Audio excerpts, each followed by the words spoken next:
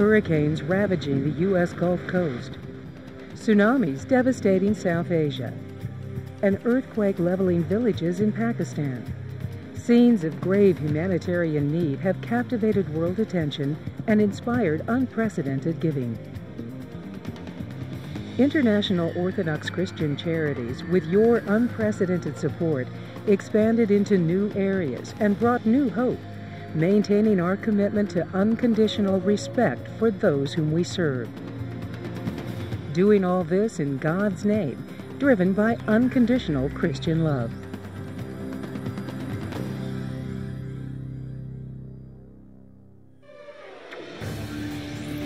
When Hurricanes Katrina, Wilma, and Rita brought widespread flooding and destruction to the U.S. Gulf Coast, IOCC responded with $4 million in food, shelter, water, blankets, medicines, and other services.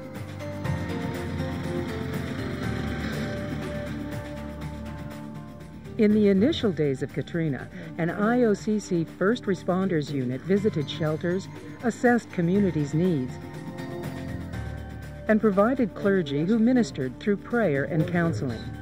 With all of us, especially with the beloved people of this area that have been suffering so much.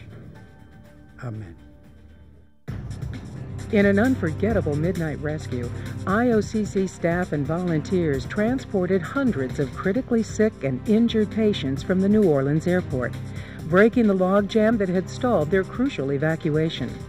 In Katrina, IOCC brought a lot of things to bear, but particularly in this emergency, what we brought in the name of humanity, we brought a commitment to really see this through, to really make it happen. We never felt for a moment that we wouldn't succeed. There was every reason to believe that we wouldn't succeed, but we couldn't afford to fail. The stakes were just too high. During this critical period, IOCC supporters literally went the extra mile. Former NBA basketball star and longtime humanitarian Vlade Divac, who has supported IOCC projects in the Balkans, personally delivered a truckload of aid supplies from California to the Gulf Coast. In all, IOCC benefited more than 400,000 people affected by the hurricanes. Being a go-to organization in an emergency like Katrina, with the magnitude of support and assistance that was delivered, $4 million that IOCC distributed in a period of 7 weeks. It meant that IOCC was able to identify the need, to move that assistance in front of the people in need, and to get the appropriate assistance, but also to deliver it with control and accountability. That marks the professional. Our work has now shifted to long-term recovery with reconstruction assistance, relocation and return, and trauma counseling in 5 states on the U.S. Gulf Coast.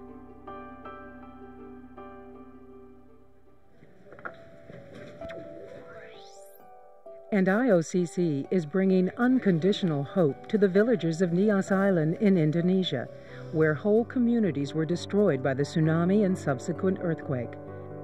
An Indonesian woman who lost her 2 children in the tsunami related this to IOCC staff. When the wave hit my house, it smashed everything. One son was stripped from my back, the other drowned in my arms. A week later, my husband found me in a refugee camp. We are trying to figure out how he can get back to work as a fisherman since he lost his boat. It is very painful, but at least we are left with each other. With help, we will rebuild our lives.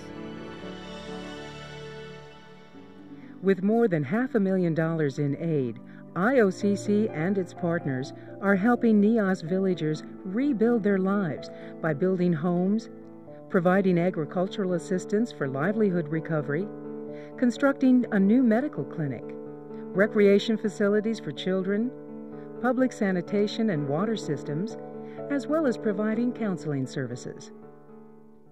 Romania and Ethiopia, 2 very different nations, separated by thousands of miles, yet both have known the devastating effects of the widespread AIDS epidemic. IOCC is bringing unconditional dignity with a commitment to serve all people with respect. For a young woman in Ethiopia, Healing could only come through revealing her disease and receiving love and compassion from God's people. ለምን ራሴን ጭንቀት ውስጥ መክተት ዝምታ ራሱ አሁን ጭንቀት ውስጥ ይከትሻል። ኤችአይቪ ቫይረስ ማለት ደግሞ ጭንቀት ካለብሽ ታመሽ መተኛት ነው ያለው። የመገለሉን ነገር ፈጣሪን በመጸለይ ነው። ከእግዚአብሔር በጣም በመማጸን ነው። አሁን የተወኩት ቤተክርስቲያን እንደውም እኔ አሁን እየቀነሱ መጣሁ። ለሊት 11 ሰዓት ሄዳለሁ፣ ቀን 9 ሰዓት ሄዳለሁ። ይሄን ሁሉ በማድረግበት ሰዓት ደስታ ነው የሚሰማኝ። ቤተክርስቲያንን ብዙ ሰው ተዋወቅኩኝ። With the help of IOCC, Father Marigita teaches his people to show love and compassion to those stigmatized by AIDS.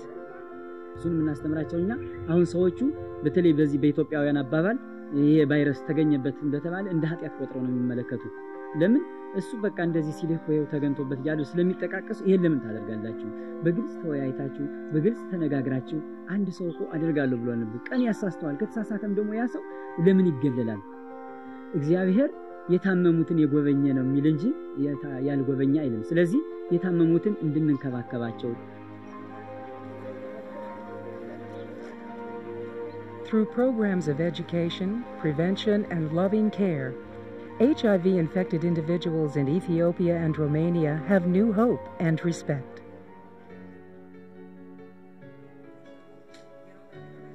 In Bosnia, Serbia, Russia, and the Republic of Georgia, yesterday's humanitarian headlines, IOCC is still there, providing loans for small businesses, tractors and seeds for farmers, assisting in refugee return, and empowering communities through capacity building with local organizations.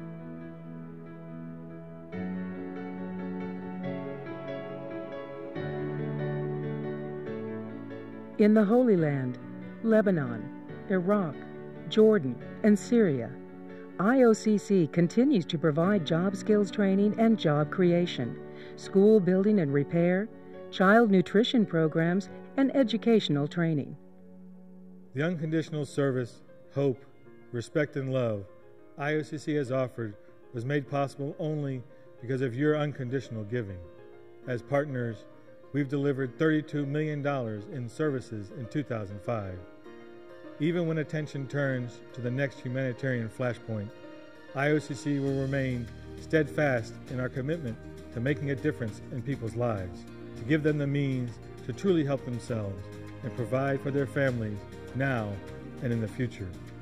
Thank you for your commitment to IOCC. Thank you for your confidence in us. We have made an unconditional commitment to fiscal responsibility and overall stewardship. The board, staff, and volunteers of IOCC have made a commitment to serving those people most in need. Together, believing in one Lord, one faith, and one baptism, we have been witnesses of the Orthodox Church in action, giving hope and opportunity to all, regardless of their race, nationality, or religion. I have traveled to most of the countries where IOCC is present. I have met hundreds of our partners. While we are here today to say thank you to you, we, you and I, must say thank you to them. We must say thank you to the farmers who've had the courage and faith to return against all odds to rebuild their lives in Bosnia. We must say thank you to the grandmother in Ethiopia who is taking care of her children's children who have died from HIV/AIDS complications. We must say thank you to the children who walk to school in search of an education to better their lives.